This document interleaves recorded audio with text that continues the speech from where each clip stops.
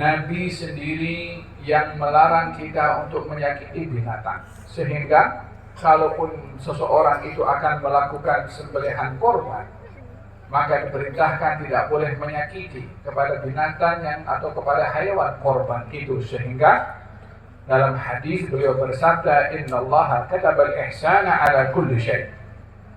Fa idza qataltum fa ahsinul qitlah wa idza dhabhtum fa ahsinul dhibha. Wal yuhidda ahadukum syafratahu wal yurih dhabihatahu. Sesungguhnya Allah telah mewajibkan kepada kamu berbuat ihsan ke atas segala sesuatu.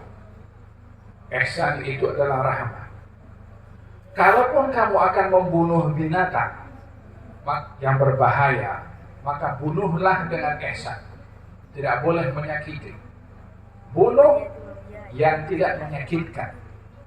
Kalau kamu akan menyembelih binatang sembelihan, sembelihlah dengan tidak menyakiti. Dengan kamu menajamkan pisau dan juga menyamankan, menyelesaikan, mengenakkan ketika menjatuhkan binatang atau hewan sembelihan itu. Pada hewan kita diperintahkan untuk berbuat rahmat. Di saat beliau sedang berada dengan kaum muslimin dalam peperangan, ada seekor burung yang terbang mendekat sambil mengeluarkan suaranya. Kata baginda Rasulullah, siapa yang telah mengambil anak burung ini daripada induknya? Kata sahabat, ana ya Rasulullah, kau kembalikan.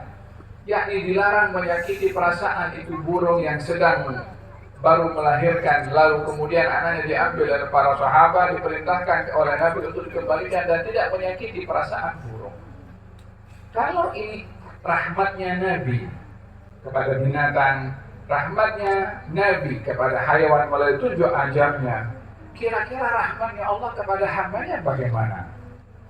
Kalau rahmatnya Nabi itu sedemikian luas, sampai kepada binatang pun juga mendapatkan bahagian daripada rahmat, jangan tanya bagaimana rahmatnya Allah Subhanahu wa ta'ala kepada hamba-hambanya.